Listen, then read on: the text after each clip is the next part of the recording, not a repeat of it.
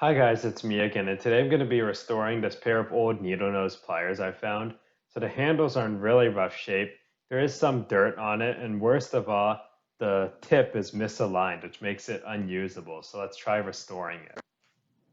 So I'm filing down the misaligned tip to bring it back together because currently the two jaws actually don't meet very well, and that's obviously an issue. So I think filing it down should work.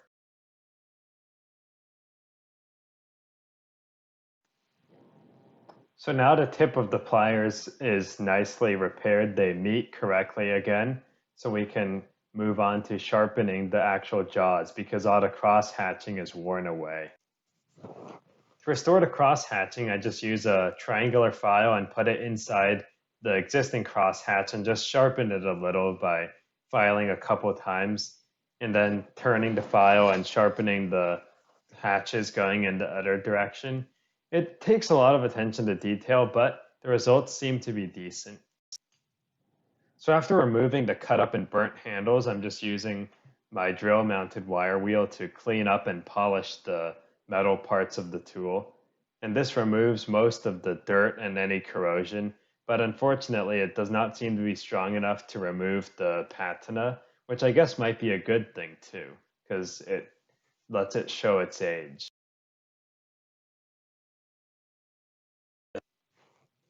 So normally I would plasti dip these handles, but I don't want to go out and buy a can just for dipping this one pair of pliers. So I'm going to try using heat shrink tubing, which is made of a rubbery substance and it shrinks down when heated with a flame or heat gun. So we'll see how well this works. The cool thing about heat shrink is it slips right over the handles, but after light heating with a flame, being careful not to burn it, it shrinks down very tightly.